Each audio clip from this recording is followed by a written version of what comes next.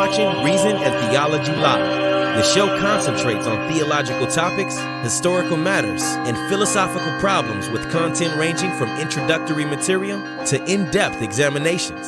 And now, your host, Michael Lofton. Welcome to the show, everybody. Your host, Michael. On a Monday evening, we're going to be reviewing Patrick Coffin's video on whether or not Pope Francis is an antipope and whether Pope Benedict is still the Pope. And this is found on Rumble. You can find the original video, the link to it here in the show notes to this video. Also in the show notes is a response that Catholic Answers just offered on Patrick Coffin's material. And of course, I would recommend that you check out what they've done, not only because they, do good work, but also because Patrick Coffin is a former host from Catholic Answers. So it's very apropos that they address that. And Joe Heschmeyer and Cy Kellett did so, and they did it very charitably. So definitely go and check out their review. What I'm going to be doing is a little bit more of a deep dive. I'm going to play clips from the 7 pieces of evidence that Patrick Coffin offers to sustain or to attempt to sustain this thesis that Pope Benedict is still the Pope and Pope Francis is the anti-Pope. We'll review that and I'll offer my commentary. But I first do want to remind you this show is sponsored by Real Estate for Life. If you want to find a home and you appreciate, of course, a realtor who shares your beliefs, definitely check them out, realestateforlife.org, and be sure to tell them Reason and Theology sent you. I want to say, I've greatly benefited from Patrick Coffin's material in the past. I imagine most of y'all know I'm a convert from Protestantism, and Catholic Answers played a very large role in helping me overcome certain objections that I had towards Catholicism. And it was at that time that Patrick Coffin was the host. So I really have benefited from his material in the past, but unfortunately he's taken a perspective that I think is not a good one to adopt. And so here I am in the uncomfortable position where I'm critiquing something by somebody that I've greatly benefited from in the past. I'll definitely attempt to do so, charitably and respectfully. But as far as the thesis, I don't think that it's sustainable. Now, I also want to note here, and I see, a couple of things in the chat, by the way. Justin is saying, everybody pray for Patrick Coffin. Absolutely. Look, because there really are souls at stake with issues like this. I think that conversations like these, whether is Pope Benedict still the Pope, these are conversations that we should have more in private. But now that it's put out there in the open, it is what it is. I don't think it should have been really put out there in the open. But even prior to Patrick Coffin, it's been out there. In fact, we've done a show about a year and a half ago on whether or not Pope Benedict is still the Pope, because this has been going around for a while. I remember when I was entertaining the thesis long time ago, years ago. But anyways, putting that to the side, there have been a lot of people who have asked me to comment on this.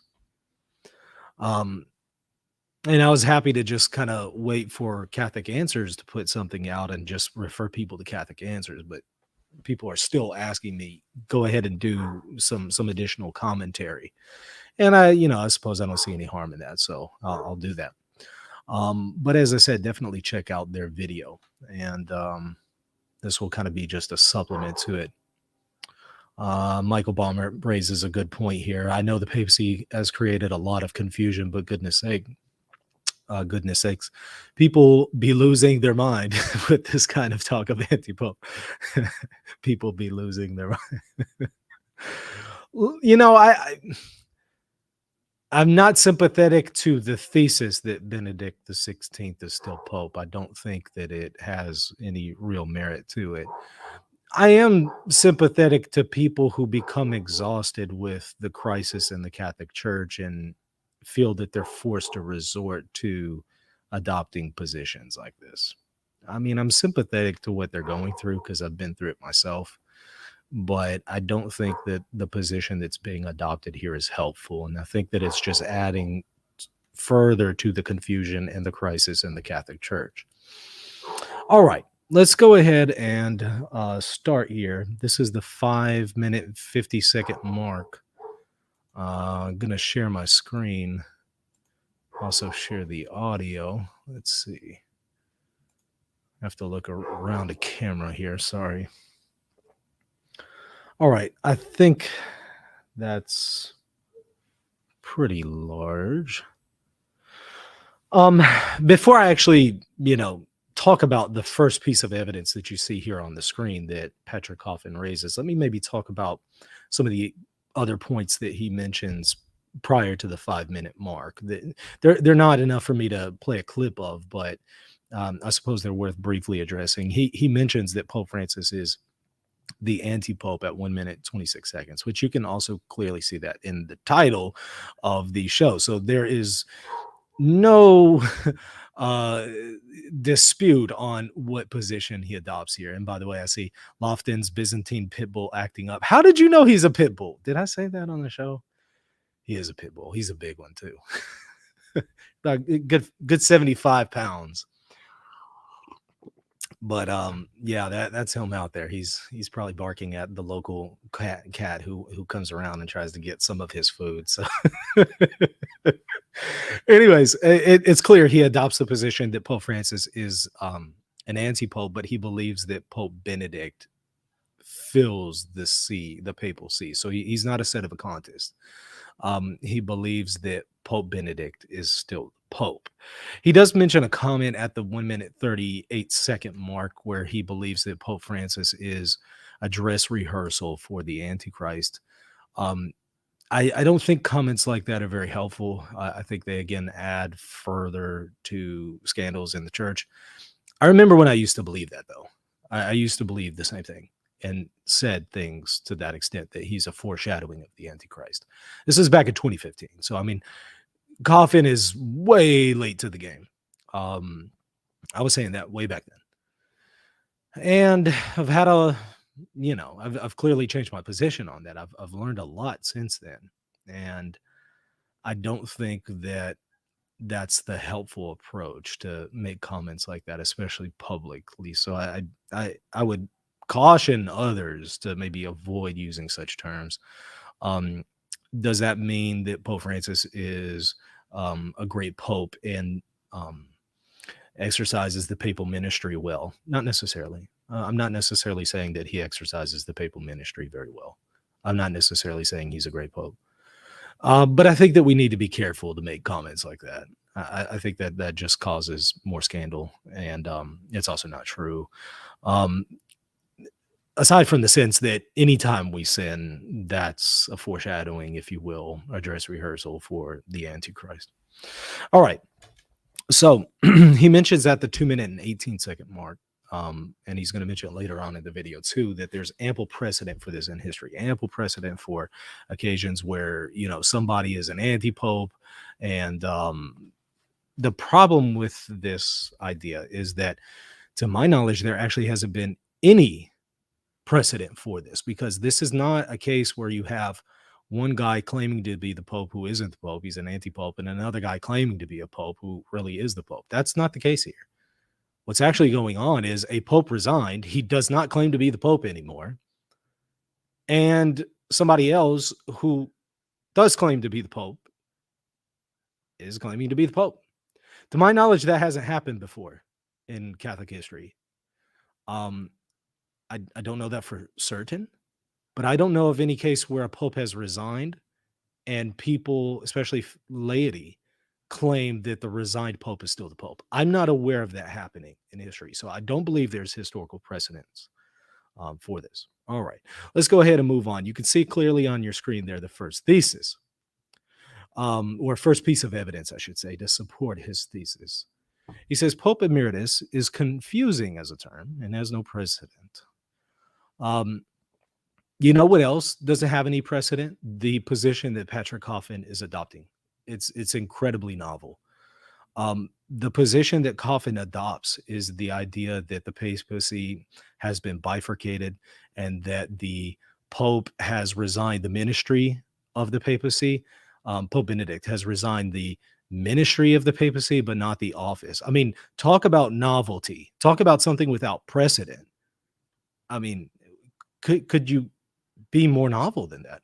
So he's adopting an incredibly novel position, but then critiquing the concept of Pope Emeritus for being without precedent. I don't think that that's consistent. And just because something is without precedent, though, that actually doesn't disqualify it from being true. I mean, at the time of the Western Schism, there were 3 people claiming to be Pope. Does that somehow, just because that was without precedent, does that somehow mean one thing or another? Not necessarily. Just because it was without precedent doesn't mean that it didn't actually happen. It happened. So just because the term Pope Emeritus is without precedent doesn't mean that it actually isn't legitimate, right?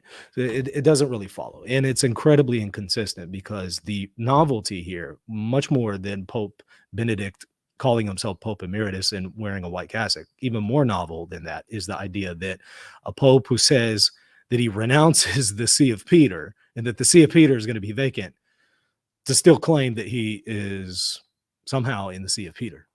That's novel. So if we move on to the 7-minute mark, 7-minute 29 seconds, we're going to watch it together. Let me see if I can get to the time stamp here. Almost there. There we go. Close enough. 7:07. We'll just start right there. We might be a little early. But this is his second thesis. That's the one I want to dive further into. So let's play that clip. President Wood, looking like a president. And let's say in this analogy that his successor, President Ford, was royally screwing up the country. Every week there's something would go wrong and mistakes would be made and he's a terrible president. Well, imagine President Emeritus popping up every few months to weigh in about the state of the country. Or you mean like Pope Benedict, who has actually approved of Pope Francis's ministry and has weighed in favor of his ministry and has said that his pontificate is one with Pope Benedict's pontificate, that Pope Emeritus? Or the budget crisis or foreign policy or whatever was going wrong. That would be confusing, wouldn't it? I think it is confusing that Pope Emeritus calls himself Pope Emeritus, that he wears a white cassock. I think that is confusing. I don't think it's helpful that Benedict has done this. I don't think that's in somehow that it's impossible to do what he's doing. Somehow that it's invalid. No, but I'm not sure it was the most prudent thing in hindsight, right? Looking back on this, would it have been more prudent to have simply gone back to calling yourself, Cardinal Ratzinger, and wearing a black cassock? I think that would have been more prudent in hindsight, right? But that's hindsight is 2020. So, all right. So here we go. Pope Benedict XVI resigned the ministerium, but not the munus of the papacy. Again, I just find it incredible that we critique the concept of Pope Emeritus for being novel, and yet this idea that we can bifurcate the papacy and resign one and not the other, it's incredibly novel. I don't see the consistency here, but we're going to explore this anyway. Let's watch from 7:29 to around 9:05, and then I'm going to offer my comments. I love the token piano playing in the background, pulling on our emotional heartstrings. Item number 2. Unlike President Nixon, who resigned the entire office of the presidency in one sentence, Pope Benedict XVI seems to have resigned only part of the papacy, the active ministerium, the executive sphere of the papacy that empowers a pope to appoint cardinals, to write magisterial documents, and to serve as the head of state of Vatican City. He did renounce that. So he stopped doing, but he didn't in some sense stop being the Pope. In other words, he did not seem to resign the munus, or the office, the charge itself of the papacy, the identity as Pope. I interviewed Professor Edmund Mazza about this. You can click the link below to find out more information on that distinction. Dating back at least to the early 1960s, then Father Joseph Ratzinger had already begun to theorize that the office of the papacy can be bifurcated into these two separable elements. Except he did not believe that they could exist in two separate persons. Munus and ministerium. Existing in one person. It is odd, perhaps providential, that decades later he would rely on this very bifurcation in the act of abdicating, or attempting to, on February 11, 2013. That's the day, by the way, that St. Peter's Church was struck not once, but twice by lightning. Quite rare. Quite. All right. So I think you get the point here. All right. If you look at his resignation speech, yes, he does use those two terms, ministerium and munus, but I think that he's using them as synonyms, not necessarily as, in a sense that he's completely bifurcating the papacy and that he's resigning one and keeping the other. I don't think that that's a tenable thesis. And I'm going to explain why. But again, this idea that he somehow bifurcates the papacy, which is really what their arguments really hinges on, is that thesis. Even if he were to adopt that position, which I don't believe it has been sufficiently shown that Ratzinger has adopted that position either back in the 70s or the present. I don't believe that he adopted that. I don't believe that that people have demonstrated that he believed the papacy can be bifurcated and exist in two separate people. I don't see that in what he said back in the 70s. I don't see that in the present. He may make a distinction between the ministry and the office, the ministerium and the munus, but I don't see where he says this thing could exist in two separate people at the same time. That's the novelty, and that's where I think they're reading too much into Ratzinger and Benedict XVI. But even if he maintained that, he would simply be in error. No pope has the authority to somehow bifurcate the papacy. Christ established a church. He established a leadership structure based on St. Peter and his successors. And he established it such that it would exist in one person. If somehow this could be transferred maybe from the Bishop of Rome to somebody else, then the Orthodox are back in the game, because that's what Constantinople has effectively claimed. Or that it could be shared by multiple people. Well, why can't we say that it's being shared between Rome and Constantinople? Again, the Orthodox thesis is kind of back in the game at that point. And I don't think that that's the ecclesiology of the first millennium, so I would reject it. And I would just simply say the burden of proof is on Dr. Mazza. I've heard it pronounced Mazza and Mazza. Dr. Mazza and or Patrick Coffin, the burden of proof is on them to show where Ratzinger believed that this distinction between munus and ministerium can exist in two separate people. I haven't seen that. But even if you can show that, you're just showing that he's in error. That's all. That doesn't invalidate his resignation. And here's why. And here's the death blow to this thesis. And I actually heard O'Reilly say it the other day in his debate with Mazza, which I had already noticed this. I had already intended to say it. And I was so happy when I heard O'Reilly pick up on it. I wish he had really hammered it more. He mentioned it, but it was kind of in passing. I wish he had focused on it, because in my opinion, it's the death blow to Patrick Coffin's position and Dr. Mazza's thesis. If you look at the actual resignation speech of Pope Benedict, let's look at it together. Let's look at the resignation speech here. If you look at it, whatever Benedict meant by ministerium and munus, even if he believes that there is a distinction, that they could be separated and exist in two different people, even if he believed that, which he doesn't, and they haven't demonstrated that he has sufficiently, but even if, let's just go ahead and grant it hypothetically, this would still be a valid resignation, and it would not be the case that he somehow shares the office of St. Peter with Pope Francis, or that he still occupies it in any way because of this. Look what he says. That he renounces in such a way that as from February 28th, 2013, let me highlight it for you here. I declare that I renounce the ministry of the Bishop of Rome in such a way that as from 28th, the See of Rome, the See of Peter, will be vacant. Now they're saying, but wait, he's renouncing the ministry, but not the office.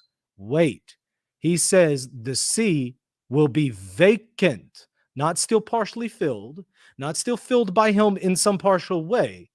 He says it will be vacant. In a conclave, will have to elect a new supreme pontiff. Whatever he meant by ministry and office, ministerium and munus, it is to be understood in the way that the See will be vacant. Not that he occupies it partially, or not that he shares it somehow partially with Pope Francis. It is renounced entirely. It's reading too much into him to say, oh, but before you were talking about office, now you're talking about ministry, and you only renounce the ministry, but not the office. Doesn't matter, because he says that it's in a way that the See will be vacant. Not partially filled, not partially empty, not that he partially still has it and he's partially renounced it. No, it will be vacant. And a new pontiff will have to be elected. And let's just put it out there. Ministry, office, whatever distinction you want to make between those two, they can only exist in one person. Nobody has the authority to split it among multiple people. And you again might say, well, it's not actually being split among multiple people.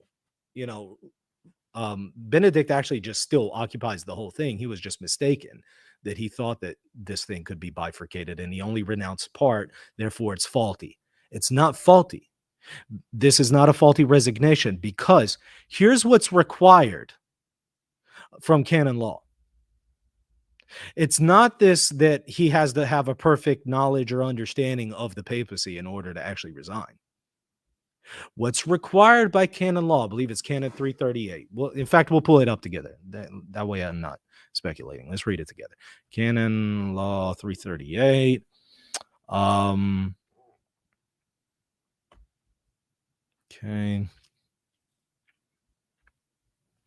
Okay. It is for the Roman pontiff alone to convoke a ecumenical council. Let's see. All right, this is paragraph 2. It is for the Roman pontiff to determine the matters to be treated in the council. Oh, wait, did I think I got the wrong one. Hold on. Is it 336 instead? Let me see. Hold on, y'all. I got it in front of me if I just do a quick keyword search. Yeah. Okay. Is it 332? Is that what it was? Let's see. Let's try 332. I think that's it. I was close. Okay. The Roman pontiff obtains full and supreme power in the church by his acceptance of legitimate election together with the episcopal consecration. Therefore, a person elected to the supreme pontificate who is marked with episcopal character obtains the power from the moment of acceptance. If the person elected lacks episcopal character, however, he is to be ordained a bishop immediately. If it happens that the Roman pontiff resigns his office, it is required for validity, that the resignation is made freely. And I don't believe anybody has substantially proven or sufficiently proven that Pope Benedict was forced out. And he has insisted that he was free in this. And if you just say, well, maybe that he's being pressured to say that too. Okay, so you back one conspiracy theory up with another conspiracy theory. Okay, well, I can't take that seriously. That the resignation is made freely and properly manifested. Okay? Not that he has a proper understanding of the papacy, that it could somehow couldn't be bifurcated or whatever. Not that he has perfect understanding of the papacy, but that it's properly manifested that he's resigning. And he explicitly says, I'm resigning in such a way that the See will be vacant. I think that that's a death blow to that thesis. I've heard Dr. Mazza's position, and I don't think it's sufficient to really address that. And he hasn't really sufficiently engaged it. He didn't do that in O'Reilly's debate. That's for sure. If he's done it elsewhere, I just haven't heard it. But I think that that's a death blow for that position. You interpret words in their context. Words only have meaning in their context. What did he mean by he renounces the ministry? Did he somehow think that he renounced the ministry but doesn't renounce the office? What does he mean by this? Words only have meaning in their context. And whatever he meant, whatever he thinks that he resigned fully, so that the see is made, not still partially filled, not that he's still partially resigned, fully. So I think it's irresponsible to continue to speculate. Well, what does he actually believe about ministerium and munus? And does he believe that they could be bifurcated? And does this and that? And even though I don't think that they has sufficiently shown that he believes these two things can be bifurcated in two different people, I would still say it's manifestly clear here. Okay, let's move on. Let's go to the third piece of evidence that he offers, which is at the 9:05 mark. Let me pull it up here. Okay. Scroll down. Okay. Number 3. Statements by Pope Benedict and his secretary, Archbishop Ganswein. I've heard it pronounced differently, so sorry if I butchered it. Ganswein seemed to confirm he did not completely resign. Okay. Well, whatever Ganswein has said, and I've read what he has said, whatever he has said about the distinction between ministerium and munus, and the fact that Pope Benedict Emeritus still carries on this responsibility of praying for the church, and whatever he has said about that, it has to be interpreted in the context of what he has said elsewhere when he has clarified this. And I have not heard Dr. Mazza or Patrick Coffin engage this point in this video. They don't address it. Maybe they've addressed it elsewhere. I didn't see him address it here, and it's incredibly crucial to what's being presented. Ganswein says this: when people ask him about what he said about the distinction between munus and ministerium, and what kind of role Benedict still has, they ask him this: did Pope Benedict intend to resign the Petrine munus as named in canon law, or just the public actions that pertain to that munus, which is what's being proposed right here, right? They're asking him, is this thesis true that Patrick Coffin has proposed? He says, I have already cleared up the misunderstanding several times. It makes no sense at all. No, even more, it's counterproductive to insist on this misunderstanding. And to quote me again and again, this is absurd and leads to self-harm. I have clearly said that there is only one pope, one legitimately elected and incumbent pope, and that is Francis. Amen. Now, somebody might offer pushback and say, okay, well, yeah, he believes that there's only one pope, but he's attesting to the fact that Benedict believes in this distinction between ministerium and munus, and he only renounced one but preserved the other. Therefore, he's still the pope, right? Somebody might push back and say that and just say, well, Ganswein is mistaken even in this clarification. And he's showing that the resignation was faulty because Benedict had a faulty understanding. Again, I don't believe Benedict has a faulty understanding here, but being generous, even if he does, he has said that he renounced it in the sense, insofar as the see will be empty. It will be vacant. End of story. There's no way around that. He has resigned, and his resignation has been manifestly evident per canon law, and that's all that's required. A knowledge or a perfection in understanding of the ministry of the Pope is not required. And I've heard Dr. Mazza and others say, well, some kind of resignation or some kind of, statement that is questionable or is doubtful is not valid. But it's not doubtful because it's clear what he has said. It's going to be vacant. Therefore, you can't insert doubt into what he has said. You can't insert doubt and say, well, he only resigned part. You can't do that over against his explicit words that the see will be vacant. That's the problem. All right. Let's move on to the fourth point here. This is at the 10:58 mark. Some of these clips, if you can't tell, I'm going to play, and some of them I'm just going to kind of show what he says. The more important ones are the ones I'm going to play. All right, 10:58.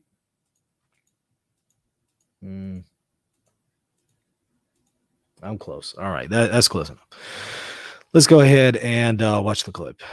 Prayer, I remain, so to speak, in the enclosure of St. Peter, unquote.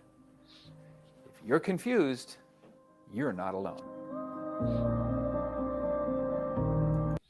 All right, Pope Benedict XVI's correct form of address is Your Holiness.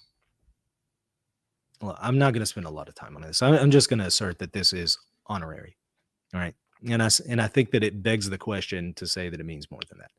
And so the burden of proof is going to be on them to have to address or show that it means more than that. And I don't think that they have done that, but we'll play the clip anyway. Number 4, his correct form of address is still Your Holiness. Which I think that's also the correct form of address for the Patriarch of Constantinople. This has been clarified by Archbishop Ganswein. He still signs letters and documents as Pope Benedict XVI, comma, PP, which stands for Pastor Pastorum, or and I take this in an honorary sense, right? Because he said elsewhere explicitly the see is going to be vacant. So I can't read into, well, what does he mean it's going to be vacant based on speculation like this, based on what's, what I think is implied in this. I have to go with what's explicit and what's manifestly clear and interpret the more obscure things in light of what's clear, not the other way around. Pontifex Pontificum, both of which are formal titles of the Vicar of Christ. He still wears the white zucchetto on his head. He still wears the white papal. And I think that is in an honorary way. I don't think that was prudent. Now that we look back on it, now that we see the confusion it's caused, I don't think it was prudent. I don't think it's prudent now, but I mean, it's not up to me to determine such things. I'm just offering my opinion. I don't think it's helpful when people are confused like this to continue to wear white. I think that it would be best to just kind of go with the traditional cardinal garment and go back to being called a cardinal. That being said, I think that he can still go by this concept of Pope Emeritus because the current Pope is allowing for it. So I think that that's permissible if the current Pope allows for it. I would question whether or not it's actually helpful. That's all. Now, and I'm aware of the comments from Pope Benedict that, well, the reason why he wears white is because there weren't any black cassocks in Rome at the time of my resignation. And some radical traditionalists have taken that to mean that, well, he's clearly alerting you to the fact that there's something else going on. He's kind of giving you a subtle message here because that's absurd. I think what's clear is he's joking. I mean, I don't think that he was seriously asserting that there were no black cassocks. I think it's obvious that he's joking, and that wasn't meant to be taken seriously. I think the reason why he wears the white is because it's still an honorary thing. Cassock. So why not a black cassock after his resignation? Believe it or not, Benedict wrote the following in February 2014 in an Italian Here we go. Newspaper almost a year after he left the papal spotlight. Quote, I continued to wear the white cassock and kept the name Benedict for purely practical reasons. At the moment of my resignation, there were no other clothes available. In any case, I wear the white cassock in a visibly different way to how the Pope wears it. He goes on, this is another case of completely unfounded speculations being made, unquote. With respect, this is absurd. With respect, you shouldn't have even taken that seriously. I think that he was joking. I don't think that he was seriously suggesting that there weren't any black cassocks available at the time of his resignation. I'm sorry. I think that you should have caught the joke. No other clothes available? There are a dozen clerical tailors and specialty shops for clergy. Right, and he expects you to know that. That's why it's a joke. Within walking distance of St. Peter's in Rome. All right. He also gave the world 17 days before actually vacating the ministerium of the papacy. The letter to that Italian paper was published almost a full year later. Okay, yeah, you get the point. Let's go to 12:56 minute mark. And that is highly uncharacteristic of everything else we know about the careful scholar, Joseph Ratzinger. Which leads me to item number 5. This is a strong bit of evidence here. All right, so he's saying that there's obvious errors in the Latin text of the resignation. There are at least 3 errors in the official Latin declaratio that was read by Pope Benedict on February 11th, 2013. This is not the place to review them, but I would direct your attention to the link below to the 2021 book by Professor of Law from Medellin, Colombia, Professor Estefania Acosta. I'm sorry, but don't direct me when we're dealing with such an important issue here to a book. I don't have time to go and sit here and read this just to find out if what you said it can be substantiated. For that reason alone, I don't have time. Now, maybe if enough people ask me to review the book, I'll go and invest the time. But at this point, what he should have done is said, okay, well, if you want a deeper dive, read the book, but here's just quickly the main, substantial part to what's being claimed. Well, he doesn't do that. He just simply says, there's errors in the text. Go read this book. That's not helpful for me. What if I don't have money for the book? What if there aren't any of these available for me? Kind of pulling a Pope Benedict here, but you get what I'm saying. I mean, can you at least kind of give us a quick overview of some of these errors in the Latin text? Whatever errors that they think that they can find here, I don't care. Doesn't matter, because words are interpreted in their context, and the words here are manifestly evident in their meaning when he says, I resign insofar as, or in the sense that, or to the extent that, the See of Peter will be vacant. Titled Benedict XVI, Pope Emeritus, ? Professor Acosta reviews the Latin mistakes and reminds us that it's a principle of traditional canon law that every rescript, every brief, every papal bull containing a fault in the Latin language makes that document null. I'm sorry, but I would need to see that substantiated. But even if that's true, the fault, I don't think that there's any fault.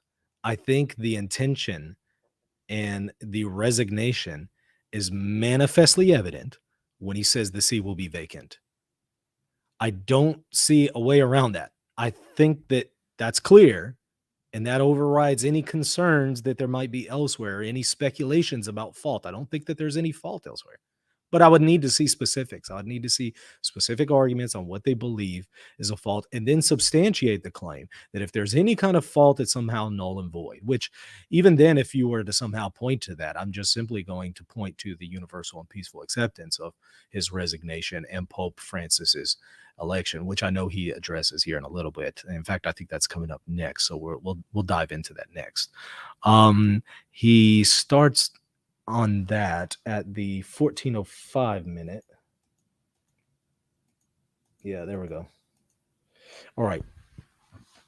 So, universal and peaceful acceptance of Francis has never been or has never come to pass. That's the assertion that's being made.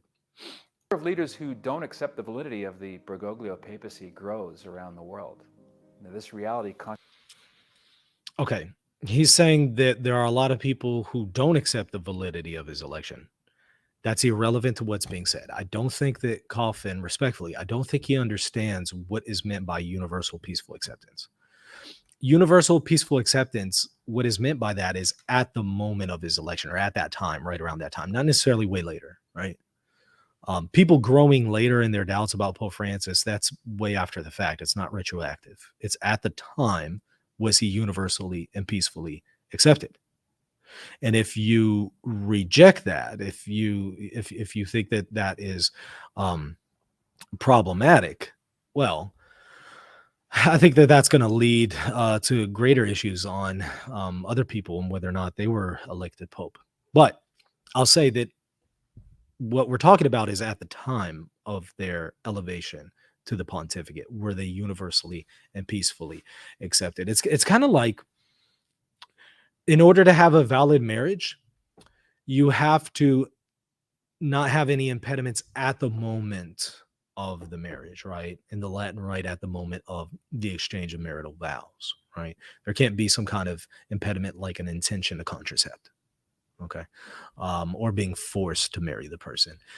It's at that time, though, at that moment. If 10 years later, you change your views and now you want to contracept in your marriage, does that somehow make the validity of your marriage invalid now? No, because the validity goes back to at the moment of the exchange of the vows, not 10 years later.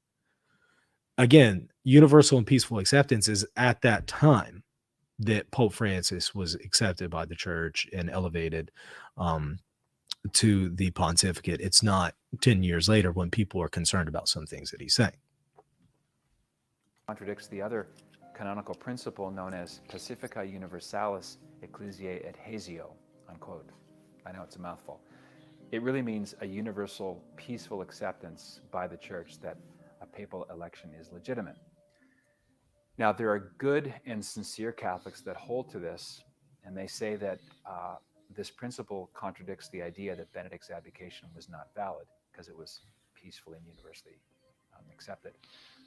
But I think there are two problems with it. The first is that there never really has been universal nor peaceful acceptance by the church of the Bergoglio papacy. If you're Catholic and you're watching this, didn't you find something off about him from the beginning, maybe from the first moment? Have you accepted his actions peacefully? Did you hear it? Have you accepted his actions peacefully? That is not what we're talking about. And first of all, you're asking people, what, 10 years later, I think, or however many years he's been Pope. When was it? Was it 2014? I don't know. Somewhere around there. I think it was 2014. 8 years later. Who cares what people think about his actions at this time as far as whether or not he's validly elected Pope? And again, did you notice we shifted from the concept of universal and peaceful acceptance of his elevation to the office? He switches to, have you accepted his actions? Not the same thing. Universal and peaceful acceptance is not that you have universally and peacefully accepted his actions 8 years later, or even at the time when he is first elevated to the pontificate. It's not, have you accepted his actions? It's, has it been accepted that he has been elevated to the office? You'll notice what has been called by River Run, I think it's a good way to put it, the Bible calls it evil suspicion. River Run on the channel calls it the hermeneutic of suspicion. Didn't you notice that there was something awkward with him at the time of his elevation? Hermeneutic of suspicion. It just sounds like we're searching for reasons to not believe that he's the Pope. We're reading too much into this. And I don't think we need to give the hermeneutic of suspicion. I think we need to give the judgment of charity. Now, let's continue to listen to his objections, though, about universal and peaceful acceptance. Orthodox and traditional Catholic commentators all over the world, I was one of them, began to express grave reservations early on about the grandiose acts of super humility. Yeah, absolutely irrelevant to whether or not he's the Pope, though. And mostly the doctrinal chaos generated by Francis. Still irrelevant to whether or not he's the Pope. In his ecclesial amen corner. the criticism here could just be that it's false humility, which I'm not saying it is false humility, but I'm just saying if there is a problem here, at worst it's just false humility that has nothing to do with whether or not you're validly elected pope or universally accepted as the pope. And doctrinal confusion has nothing to do with whether or not you're validly elected pope. It has to do with how good of a pope are you. You one of them? The second problem is that the principle of universal peaceful acceptance dates back before the medieval era, when popes were elected by acclaim. Irrelevant. The term and the use of transubstantiation for the mystery of the real presence dates back to the medieval. Who cares? It doesn't matter. The question is the concept, though. Has it been substantially there from the beginning? And does it, more importantly, apply to today? Still applies to today. By the people of Rome. Besides, not only have universal and peaceful not been defined, I think that they have been defined sufficiently by the theologians. The principle was never a defined dogma either. Okay, let's first address with properly defined. Have the cardinals, the bishops, and the laity, the vast majority of them, accepted Pope Francis as the Pope? Yes or no? Yes. There's your definition. There it is. The vast majority of cardinals, bishops, and faithful throughout the world have accepted his elevation at the time of his elevation. Even if a whole bunch of bishops right now were to say, you know what, I'm not so sure he's the Pope anymore. Yeah, that's like 8 years after the fact. Universal and peaceful acceptance had to do with, again, the time of their elevation. Again, if a person says, you know what, I want to start contracepting in my marriage. You know what, I want to do this and that. And, all kinds of things that would actually be impediments for a valid sacramental marriage. If that wasn't there at the time of the exchange of vows, still a valid marriage. Now, this has never been defined as a dogma. I'm sorry. With all due respect, anybody who ever says this and uses this kind of argument in this kind of context, I don't think they understand the magisterium very well. It doesn't matter if this hasn't been defined as a dogma. Absolutely irrelevant. The immorality of the use of artificial contraception in a marriage has never been defined as a dogma, and yet it's still a definitive position of the Catholic Church that you cannot use that. I think it's definitive. I don't think that can be reversed. It is definitive that Jesus rose from the dead. Has that ever been dogmatically defined? No. Does that mean somehow the resurrection is up for grabs now? No. It's definitive. It's just not a dogma. It's an undefined dogma. It's not a defined dogma, though. Is it definitive that Jesus is the Messiah? Yes. Has it ever been defined as a dogma? No. Does that mean that the claim that Jesus is the Messiah is up for grabs now? You see how absurd this becomes if we start to apply it elsewhere. Who cares if it has been defined as a dogma or not?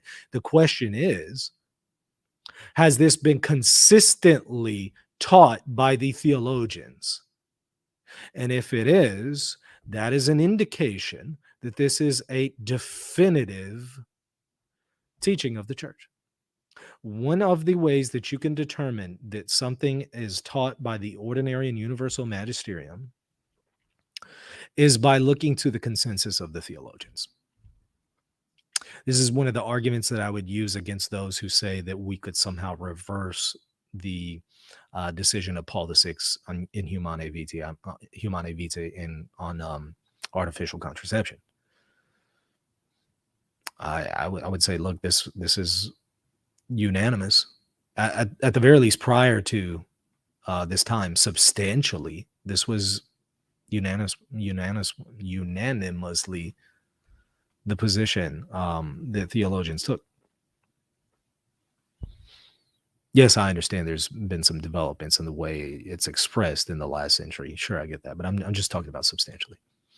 But I could give other examples if that somehow isn't good enough for you. We can get into other examples, but it's clear, and you can see this in Duranzo, for example, in his book on Channels of Revelation, one of the last of the manualists.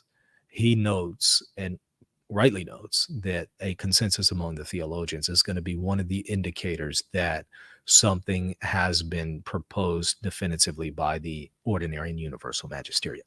So I would say this concept of universal and peaceful acceptance is a definitive teaching. And one of the indicators is its unanimous presentation by the manualists and theologians. Prove me wrong. I think that I could actually substantiate that if we have a lot of time. We could do maybe a separate episode, but I think I could prove it. So I'd like to see maybe some counters to it. So again, this issue of has it been defined dogma, I respectfully, I don't think that that's relevant to whether or not it's still true and a good rule of thumb for our present situation. As a modus vivendi in the global digital age, it's an obsolete idea. I don't think it's an obsolete. Why is it an obsolete idea just because we're in the technology age? So what if there is a dispute, right? What if there's a dispute years later on the election of a pope? This is a wonderful way to identify what at the time was a universally and peacefully accepted. And as Journet notes, Cardinal Journet,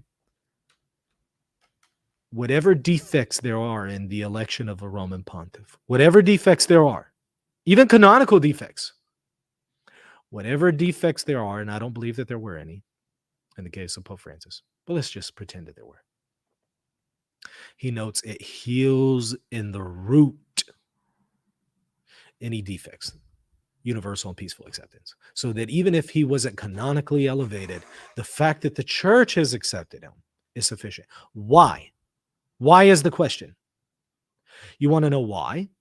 Because the church as a whole is infallible and cannot defect. The church as a whole cannot accept somebody who is not the Roman pontiff. It's impossible. You wouldn't have the sensus fidelium. You would have an indefectibility of the church. It's because of the infallibility of the church as a whole that this is true. That applies today, tomorrow, yesterday, 2,000 years ago, because that doesn't change. The church as a whole is still indefectible. That's true no matter what age we're in. And that's why this concept is still true. Back to the year 1130, when a majority of the cardinals voted for Peter Cardinal Pierleone to be pope, who called himself Anacletus II. Anacletus was proclaimed the pope, and he ruled Rome for 8 years by vote and a consent of an absolute majority of cardinals, despite the fact that he was an antipope. Yeah. I wish he hadn't maybe gone into more details there. He didn't really paint a clear enough picture here, or a good enough picture, I should say.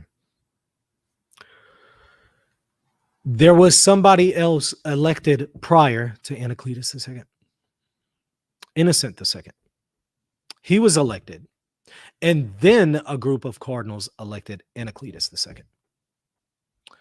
A majority of cardinals accepted Anacletus II, a few bishops, to my knowledge, and that's about it. And the people of Rome. Is that universal and peaceful acceptance of Anacletus II? No. I gave you a definition of universal and peaceful acceptance earlier, and that was in it. That the people of Rome accept it, and that's it. Or that a majority of cardinals accept it, and that's it.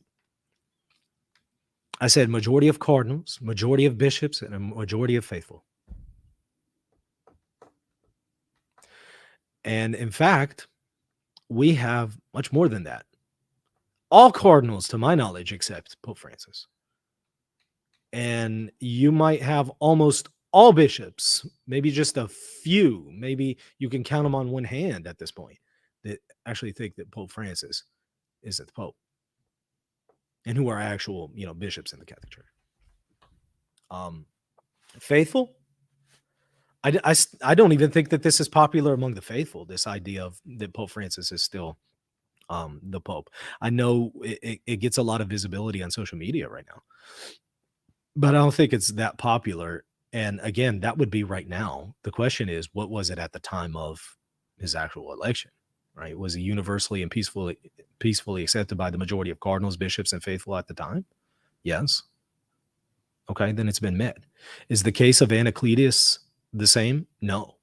And did Innocent II resign and no longer claim to be Pope, and then Anacletus II claims to be Pope? What was that the case? No. So I don't think it's a good analogy. I didn't find that part helpful. All right.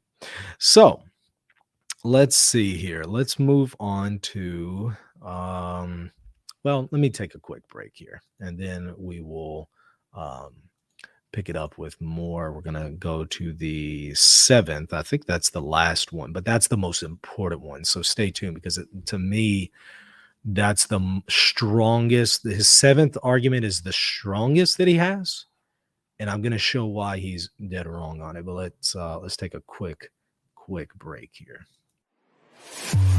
If you're looking to buy or sell a home, office, or any kind of property anywhere in the world, you're going to want to call Real Estate for Life, and they're going to connect you with a Catholic agent. Now, that agent will donate a portion of their commission upon sale, and Real Estate for Life will donate 75% of that gift to a pro-life organization at no cost to you.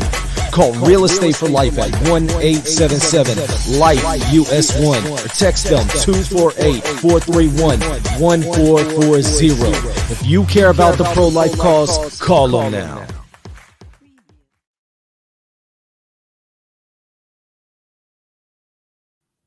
Did I have the echo going that time?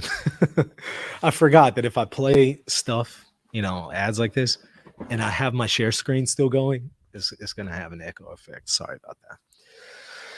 Okay, let's continue here. We're moving on to the 16-minute mark. Let's see. Well, we're kind of already at the 16-minute mark. 16:52.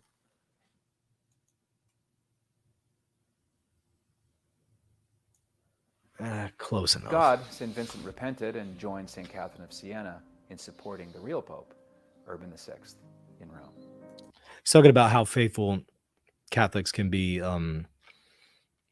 confused on who the true Pope is, and that's true. That's true. I don't dispute that. I would say, however, the case of the Western Schism was incredibly different than the case today. In the time of the Western Schism, people were claiming to be popes who weren't the Pope. Pope Benedict is not doing that. And I know that some people are reading too much into Pope Francis and saying, well, he's dropping you nuggets here and there, letting you know that it really is the Pope. But and then he goes and endorses the pontificate of Pope Francis and commends him and his work, and again said in his resignation speech that the see would be vacant. That's a really horrible way to somehow retain the papacy, but in a really slick way, but giving you crumbs and breadcrumbs to lead you back to the actual thesis. Well, then why say that the see is going to be vacant? Okay. All right, so here is the last thesis. The St. Gallen Mafia's 2013 conclave schemes were condemned in 1996 by St.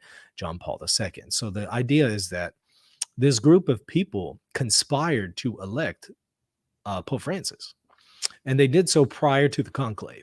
And according to John Paul II and the rules that he had for the conclave and for future conclaves, so the claim goes, is that anybody who conspires to do this, it's null and void, and the whole conclave is null and void. We're going to listen specifically to what he says, but that's effectively where he's going.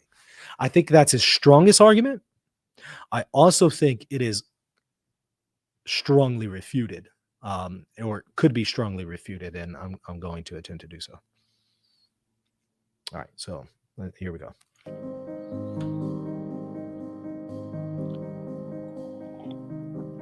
Which brings me to piece of evidence number 7.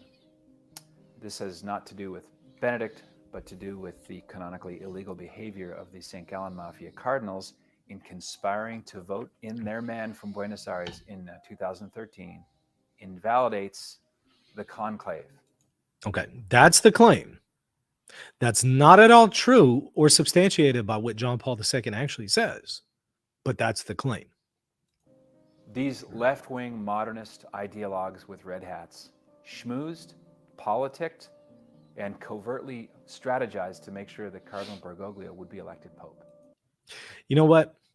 Let's just go ahead and accept that as true.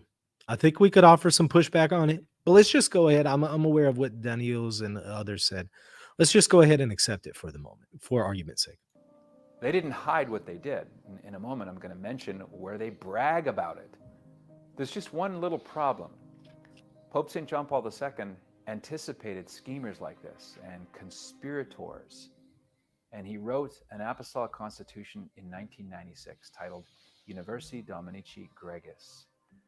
Short of a dogmatic definition, an apostolic constitution is the highest level of legislative document that... Oh, let me pause there and go down a rabbit trail. I'm sorry. He stepped in it, so I got to go down it. Yeah, I mean, apostolic constitutions are pretty high magisterially when it comes to papal magisterium, sure. You know what else is a apostolic constitution? The promulgation of the new liturgy. Just throwing that one out there. The Pope can issue. Mm-hmm. Universi Dominici Gregis, you can see the link below, read it yourself. It laid down very specific rules that would govern future papal conclaves. Mm-hmm. It covers the procedures, the shape of the voting ballots, the various roles of assistants.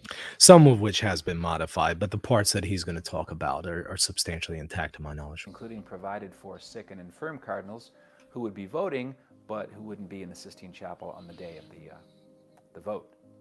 The document forbids any audio or visual recording devices, and every imaginable detail of a papal conclave is covered by this authoritative set of prescriptions and proscriptions, do's and don'ts. And it explicitly condemns the very behavior that the St. Gallen Mafia had bragged about in at least 3 different public forums. What are they? Number 1, Uncle Ted McCarrick, the molester, gave a talk at Villanova University in 2013. You can watch for yourself in the link, where he talks about schmoozing, talking someone up. Number 2, the flattering biography of Godfrey Cardinal Daniels, who coined the phrase St. Gallen Mafia. And number 3, the even more flattering biography by a loyal lieutenant, Austrian Ivory, of Pope Francis, called The Great Reformer, which absurdly came out only a year or so after Francis moved to Rome. Now, these Francis cheerleaders describe in some detail behavior that John Paul II specifically taught was punishable by latae sententiae, automatic excommunication. That part's true. And this applied both to the conspirators and to the one who assents to the conspiracy to manipulate the conclave. The latter part there is debatable, but let's go ahead and accept it. And get the result they want Mm-hmm. in politicking. Mm-hmm. Let me just quote 2 sections. But then his conclusion is that it's an invalid conclave because these cardinals were latae sententiae excommunicated. Right. So let's go through his evidence for this. Of Universi Dominici Gregis. Mm-hmm. Number 79, quote, confirming the prescriptions of my predecessors, I, this is John Paul II, likewise forbid anyone, even if he's a cardinal, during the Pope's lifetime, and without having consulted him, to make plans concerning the election of his successor. Yeah, he forbids it, sure. Or to promise votes. Promise votes, notice that. Or to make decisions in this regard in private gatherings, unquote. So he forbids, sure. 81, quote, the cardinal electors shall further abstain from any form of pact, agreement, promise, or any other commitment of Notice promise there. any kind, Notice commitment of any kind. which could oblige them to give or Notice oblige. deny their vote to a person or persons. He goes on, if this were in fact done, even under oath, Notice under oath. I decree that such a commitment shall be null and void. Commitment is null and void. Did you hear that? And that no one shall be bound to observe it. No one's bound to observe it. What he's saying is that if you come into, you make some kind of pact and even an oath prior to the conclave that you're going to elect somebody, are you bound to that oath? No, he dispenses you from you that oath, from that oath. He dispenses you from it. That's what he's saying. He's saying it's null and void. The commitment. He didn't say it's null and void the person who's elected. That's not what he says. He's saying a pact, agreement, promise, commitment, an oath. That is what is null and void, not the person elected. I want you to notice that. And I hereby impose the penalty of excommunication, late sententiae, upon those who violate this prohibition. So he's saying if you go in, try to, have this commitment or even an oath to elect a particular person, and you conspire to do this prior to a conclave, you're automatically excommunicated. That's true. That is true. And you might even argue that that applies to the people who elected Pope Francis, or even Pope Francis himself. Does that invalidate the conclave? That's the question. I know he's going to go over paragraph 76 here in a moment, and we're going to address that. But let's first just address paragraph 81, which is what he's talking about right now. Is that somehow an impediment to the conclave and the validity of his election that they are excommunicated? The person who conspired and the person who is elected. I want to give you Ed Peters, canonist Ed Peters. Way more authoritative than I am. I'm not an expert on canon law, so I could just offer my opinion, or I could tell you what he says, and he's an expert in canon law, and I think he's one of the best. He says this: the prohibition against late sententia, and he's talking in this context, on this document. This is his commentary on this document. I think it's in his article, Excommunicated Cardinals and Conclaves. The prohibition against late sententiae excommunicates. Voting goes only to the liceity, not the validity of the ballot cast. If you were automatically excommunicated because you conspired to have Pope Francis elected, or you're Pope Francis, right? You're somehow part of this conspiracy. You're automatically excommunicated. Does that go against the validity of the election? No, it does not. It goes against the liceity of it, but not the validity. Ed Peters, take it up with him. And he, of course, substantiates that based on Canon 1405, paragraphs, I believe, parts 1 and 2. But again, take it up with him. Let's continue. The late Pope goes on to say, it's not my intention, however, to forbid during the period which the Holy See is vacant the exchange of views concerning the election. Section 82, quote, I likewise forbid the cardinals before the election to enter into any stipulations committing themselves of common accord to a certain course of action should one of them be elevated to the pontificate. Forbid doesn't mean that it's invalid. These promises too, should any in fact be made. The promises, even under oath, I also declare null. Right. The promises are null and void, not the conclave. And void. Yep. And finally, most importantly, it's section 76. Here we go. This is the strongest argument that he has. I'm going to show why I think it can be strongly put to rest. But here's the heart of the matter. Aside from the munus mysterium confusion, here it is. Paragraph 76. Quote, should the election take place in a way other than that prescribed in this present constitution, or should the conditions laid down here not be observed, the election is for this reason null and void.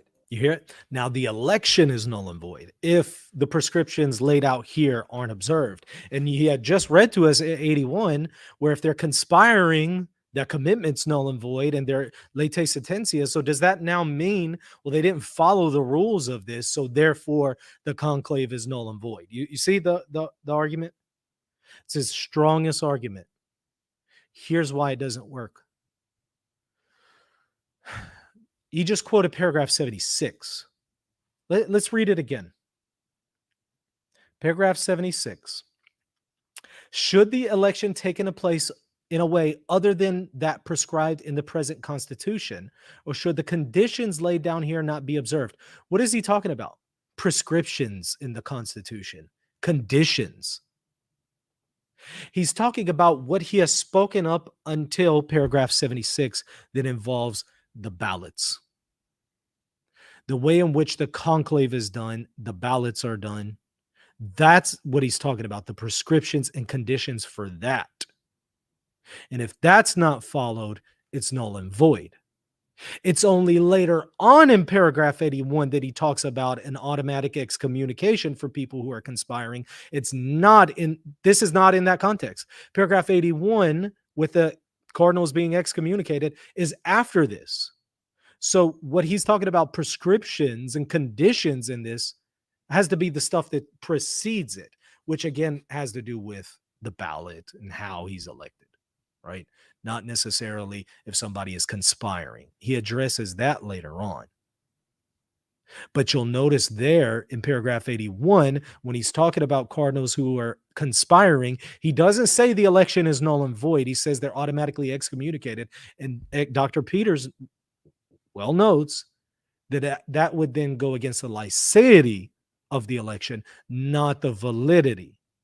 What pertains to the validity is everything described up until paragraph 76, not paragraph 81. Paragraph 81 is after paragraph 76. And again, the conditions, the stuff that he's talking about is not what's found in paragraph 81. The conditions pertains to voting procedures, ballots, stuff like that. But even if you want to say, but it says prescribed in this present constitution. Yes, he's talking about voting rules being prescribed in this present constitution. Paragraph 81 and cardinals conspiring isn't voting rules. But, even if that were the case, you have to accept all of canon law, as Dr. Peters notes. And all of canon law is going to say that it's still, however, a valid conclave, even if you have cardinals conspiring. But what he does is he quotes to you paragraph 81 and shows that cardinals are conspiring. And then he quotes to you paragraph 76 and saying, look, if this stuff isn't observed, then the election is null and void. But he ripped it right out of context and he switched the order.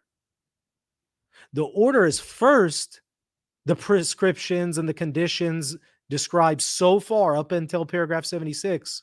If those aren't met, the election is null and void, which it's up to the church to determine that anyway, not some private individual on YouTube, right? It's up to the church to determine the validity of an election. But be that as it may, it's talking about the stuff leading up to paragraph 76. He switched it, though, and mentions paragraph 81 first and then 76. And again, paragraph 81 pertains to the licity of the election, not the validity. You're going to have to show why Ed Peters is wrong on that. And you're going to have to show why paragraph 76 and what it's saying about prescriptions and conditions in the present constitution applies to what's said in paragraph 81, because those aren't necessarily prescriptions and conditions for the voting procedures and the ballots and the election of the Pope, the actual procedures. Paragraph 81 is dealing with things prior to the procedures of the election of a Pope. That's why I think that this is his strongest argument, and yet I think it can be strongly refuted because of this. And I don't seem to be alone. It seems that Ed Peters in his article, Francis was never Pope, call me unpersuaded article. He seems to interpret paragraph 76 in the same way, that this has to do with the context of the voting ballots and stuff like that. It doesn't have anything to do with late sententia excommunications of cardinals, because even those, they may not licitly vote, but they do validly vote. And he pulls that from other parts of canon law as well. And he notes that particular law, like this document by John Paul II, has to be interpreted in light of the rest of the law. You can't take particular law and interpret it apart from canon law, the rest of canon law. And the rest of canon law, as he shows, indicates that cardinals who are late sententia can still validly elect a pope. So I think that puts his argument to rest. And I think that was his strongest argument. But even so, if somehow paragraph 76 applies to 81, that's not up to an individual layman to determine, right? That's going to be up to the bishops, the cardinals, the authorities to weigh in and judge and determine, not random individuals like myself or Patrick Coffin on YouTube. Not that he's random. He's well known. You know what I mean, though. Not regular individual laity, private individual judgments. I don't think that's sufficient. Now, he goes on after this. I might play some of this stuff. How are we doing on time here? I got a little bit more time. I got to head out in just a little bit. He proceeds to give a litany of points of dissatisfaction with Pope Francis. One of them is Amoris Laetitia, which that was what really scandalized me and led me to go to Eastern Orthodoxy back in 2015. It put me on the path to go to Orthodoxy. Really, really scandalized me. That was kind of the straw that broke the camel's back for me. However, upon further reflection, even though I'm not a fan of Amoris Laetitia in the document, I will say, though there are some developments and distinctions, granted, I still will say that substantially the position that's being adopted in Amoris Laetitia is substantially not as well articulated, not as well developed, but it is substantially the position that the Council of Florence and the Council of Trent adopted towards economia in the Eastern Orthodox.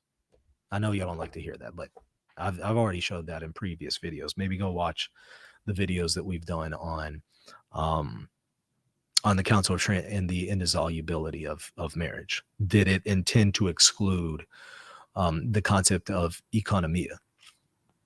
Well, it applies to the Orthodox position, but the bishops at Trent still allowed for accommodations to the Eastern Christians who were practicing this.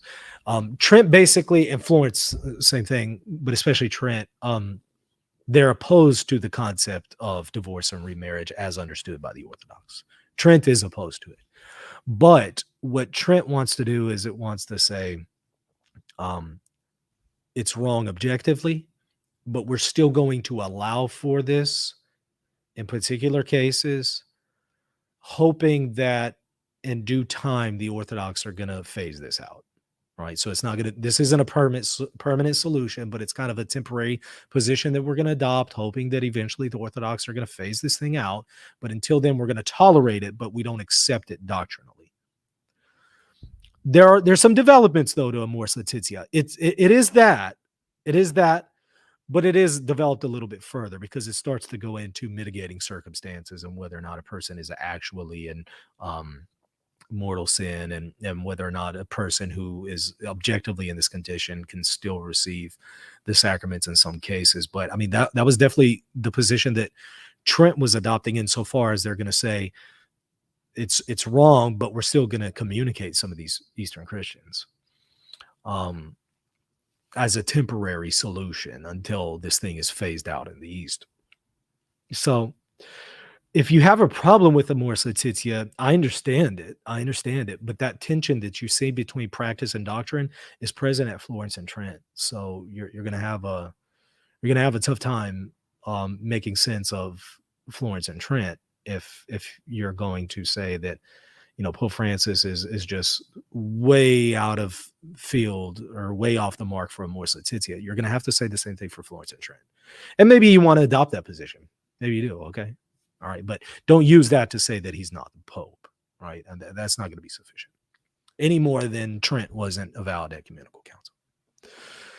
He then goes on this long rant about vaccines and lockdowns and rhetoric, on that, all that stuff. And, you know, I'm not going to get down into all that. We've done a show previously on this. And though I'm sympathetic to some of what he's saying, I would say that this is just pulling on people's emotions, that this doesn't have anything to do with whether or not Pope Francis is actually the Pope. It just at best, or maybe we should say at worst, shows that Pope Francis makes bad decisions, right?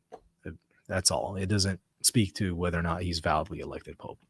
So I found that whole rant to be entirely irrelevant. And all that's doing is it's just going to capitalize on the fact that a lot of people who are sympathetic to his cause are going to be sympathetic to what he's saying on vaccines and COVID and such. So to me, it just seems manipulative. And I'm not saying that he intended it to be that way. I'm not judging his intentions or motives. I'm saying objectively, it appears that way. It appears to be manipulative. It appears to capitalize on people who are going to be sympathetic to that position, to try to draw them into this other position that has nothing to do with what's being discussed. Okay. He then goes on about the Abu Dhabi document, God wills multiple religions, according to Pope Francis.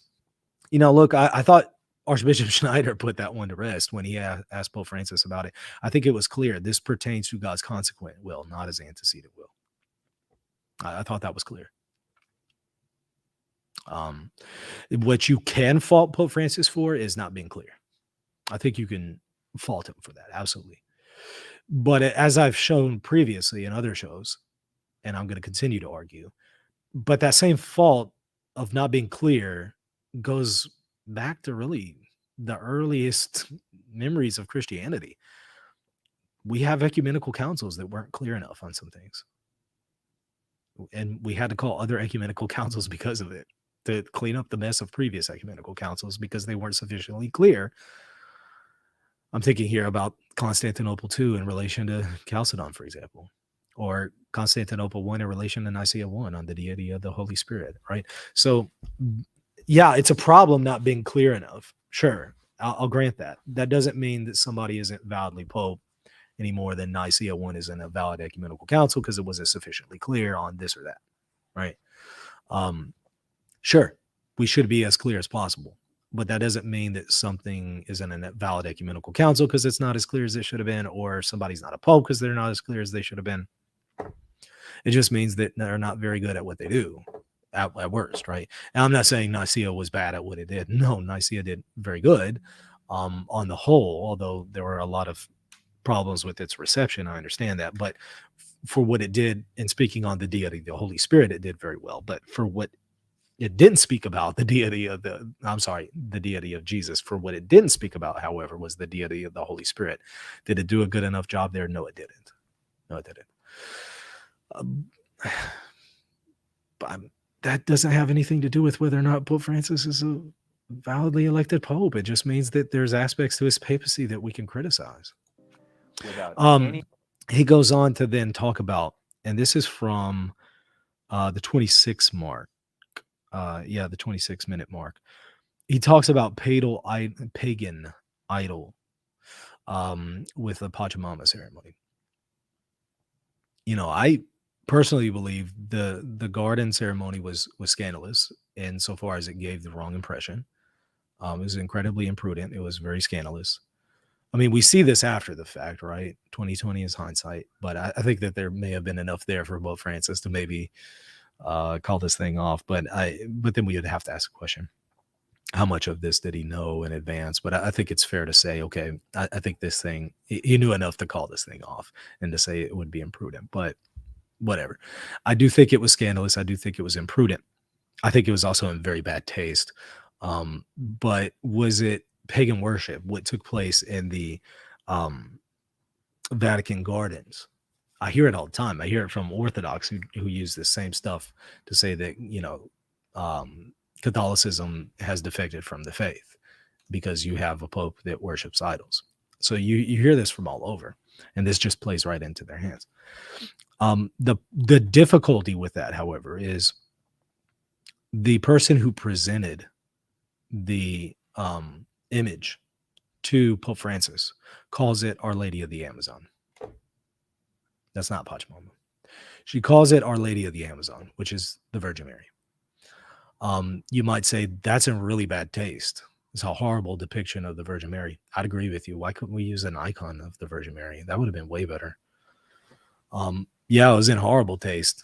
It's a very, in my opinion, offensive representation of the Virgin. But then again, some of the stuff that depicted the Virgin Mary in medieval paintings is offensive to me as well.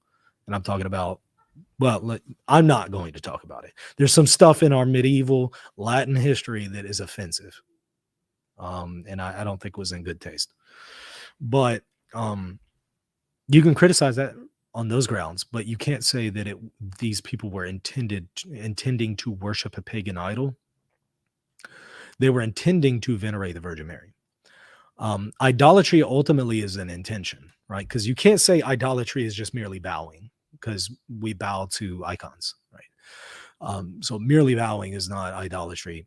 You would have to intend to venerate. Well, let me even make a distinction here. You would, number one, have to intend to venerate something that actually is a pagan god, not a saint. That would constitute idolatry. Or worship someone who is not God. That would also constitute idolatry. It's an intention, however, because you can't just merely say that bowing, for example, is an idolatrous act, because again, we bow to icons. And you can't necessarily associate one particular image with, a figure unless you're intending to associate with that person. Let me be clear on what I'm saying. What I'm saying is this: let's say you have this image. Is it the Virgin Mary or is it a pagan goddess? Ultimately, that's going to be answered by the intention, because you can depict the Virgin Mary in different ways, and you can depict the pagan goddess in different ways. And sometimes there's similarities in our history.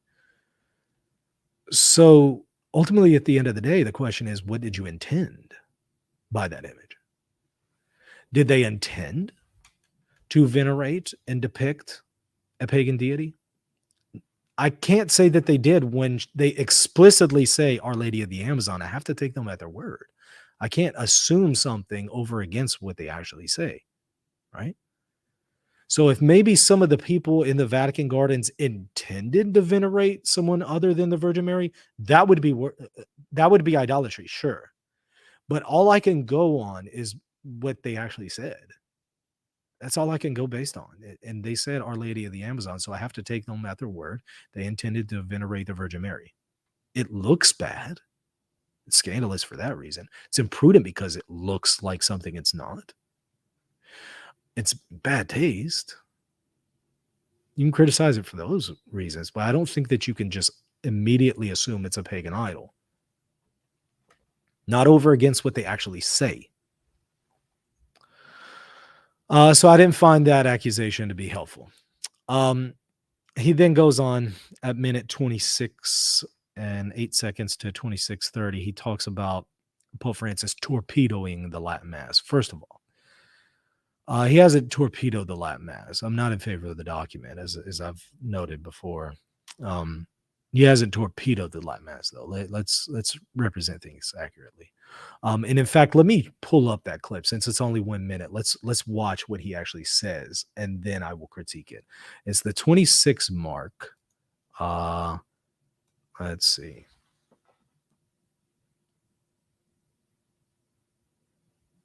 Yeah. Did I get it? Yeah, close enough. 26 minute. Cardinals.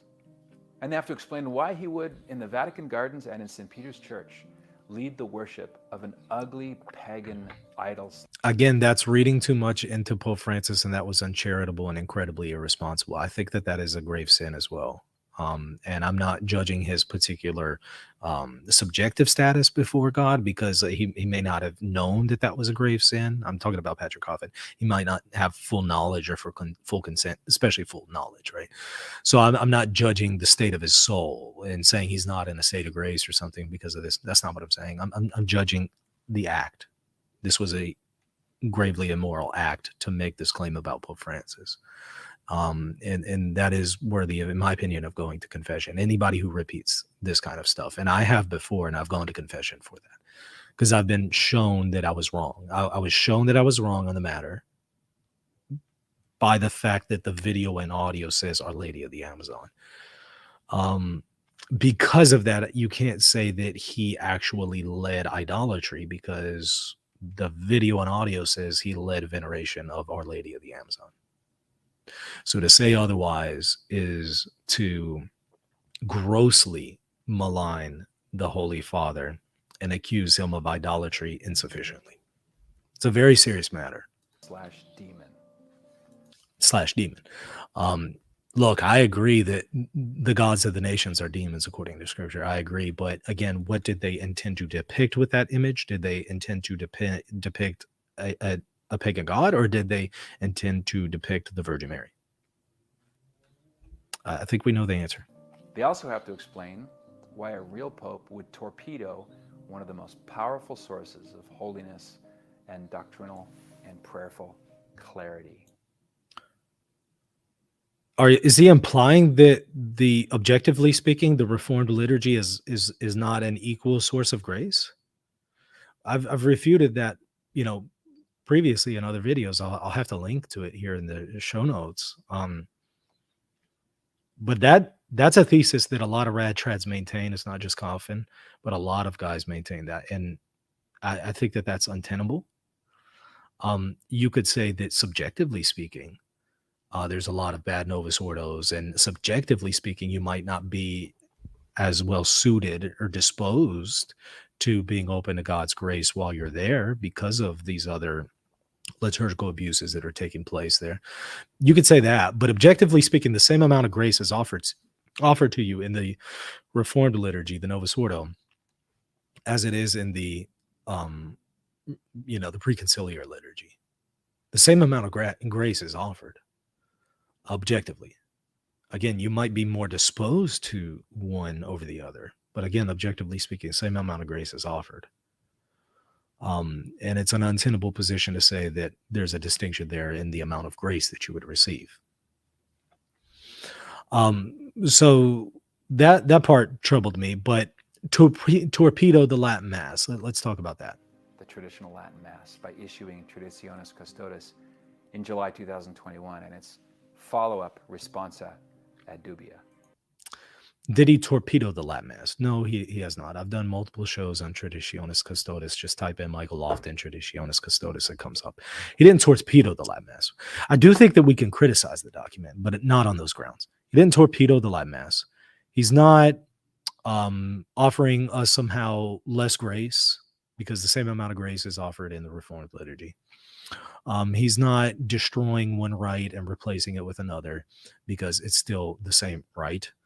And there haven't been any substantial changes objectively with the Roman rite from the preconciliar and postconciliar liturgy, as I've already argued.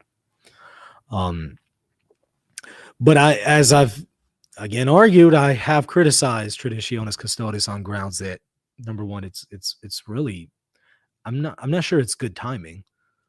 I don't think that right now is the time to issue this kind of document when, okay, if you're going to point people more to the postconciliar liturgy, you better have a postconciliar liturgy that is in tip-top shape, and it's not. It's the exact opposite. So this is really bad timing. Number two, it's inconsistent because it's disciplining schismatic tendencies among some TLM goers. Not all, but some. It's disciplining them, but failing to discipline the much larger schismatic crowd in the postconciliar churches, the postconciliar liturgical churches, right? I think you find a whole lot more schismatic attitudes and positions among people who attend the Novus Ordo than you would the TLM. So look, if you're going to discipline some of these radrads for schismatic tendencies, that's fine. That's fine. But just make sure that you're doing that with the others as well. Otherwise, it's just targeting one group and not addressing the larger group. So I think it was inconsistent. Not good timing. I will say that it is good long-term for us to have only one form of the Roman Rite. Long-term, that's better. You don't want a divided church liturgically when it comes to the rite. Now, you can have divisions, not in a bad way, but let's say distinctions when it comes to different rites. Sure. Byzantine rite or, the Latin rite, Roman rite specifically, I should say. Yeah, you can have those kinds of differences and distinctions, But within the Roman rite itself, there should be only one form. But that's long term. That's a long-term goal to aim for. We're not ready for that right now until we clean up the Novus Ordo. If the Novus Ordo was being done with Gregorian chant ad orientem, with incense, with Latin, with the proper respect that it deserves, with communion on the tongue, kneeling, and the list goes on and on. If the Novus Ordo is being done that way, yeah, sure, makes sense to go ahead and discontinue the older form. But in a context where that's not being done, I'm not so sure it's a good idea to discontinue it right now. So I've criticized Traditionis Custodes on those grounds, respectfully. And I still maintain that. And I still respectfully would offer some pushback to the Holy Father on this particular matter. I think that it's within his power to issue Traditionis Custodes, but I'm not sure that that was the best use of his power. And then at the 28-minute mark, 20 seconds to 29-minute, he says that Pope Benedict is still the Pope. Let's watch that one. 28:20.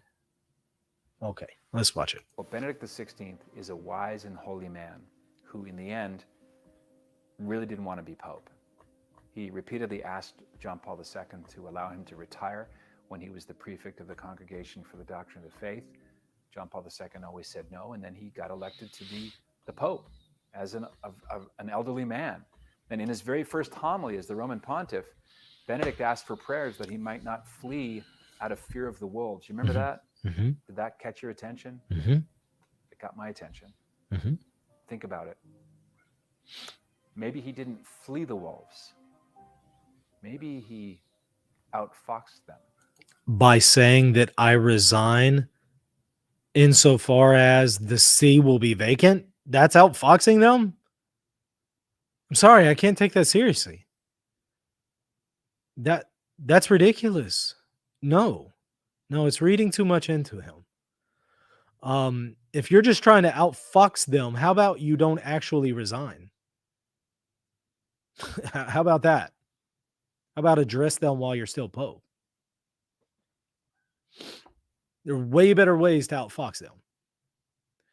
But especially when you're saying that you're resigning to the point that the see will be vacant and a new Pope will have to be elected, that's not outfoxing anybody. That's not saying, oh, well, he outfoxed them. He renounced the ministerium but kept the munus, and so he's really still Pope, and he makes them think that he's not Pope. That's not outfoxing anybody. It's not. He made his intention to resign manifestly evident per canon law. It's not outfoxing them. That's actually resigning from the papacy. Now, if his intention was to fully resign from the papacy and handle issues not as the Pope, and that's his outfoxing of them, okay. But that's not what Patrick Coffin is asserting. He's actually saying that he actually is still Pope, and the way he's outfoxing them is he's actually really still the Pope, but he just is making them think that he isn't the Pope so that he can uncover all the rot in the church. It's just covering one conspiracy theory with another conspiracy and reading into things based on things that are unclear and reading into the things that are clear. And it's the opposite that he should be doing. He should take things that are clear, read the unclear things in light of that. Right. So I don't take that perspective. I don't think that that's what Pope Benedict was doing. I don't think he was outfoxing anybody. I think it's clear he made his intentions known to fully abdicate, and he did do that. Try to see if there's any super chats. By the way, thank you, River Run. Benedict Super Secret 40 Chess. Right. Thank you for the super chat there. I'm trying to see if there were any others. Don't see any. I'll take like 5 minutes of questions. I got to head out here in just a second. But if y'all have some questions, go ahead and put them in there now. Make sure to put them to @Reason and Theology, and do my best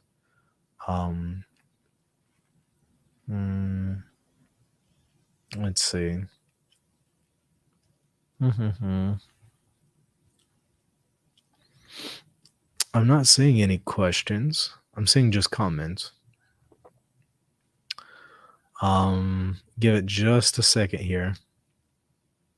River Run says the only other super chat was me. What was the super chat question? I didn't see because I had my screen maximized. I wasn't seeing anything that has been said in the comment section. So I apologize if you asked a question. Has allowing the TLM overall brought more unity to the Roman Rite or more division or in schismatic mentality? I don't know, but I do know that people are starting to use the TLM to foster a schismatic mentality, but that doesn't mean that overall it has caused that. I think for a lot of people it's been helpful. So I don't think it's been a bad thing allowing for the TLM overall, but I do know that some people are co-opting it for evil purposes. And I'm fine with the Pope disciplining them. He has that authority and should do that, but I think he should also discipline the just as problematic, if not more problematic, schismatics in the Novus Ordo. That would be my 2 cents. River Run says, I was talking about how the Pope doesn't actually need a document to promulgate an act, especially a resignation, which is a law that pertains only to him. That's correct. That's correct. That's right.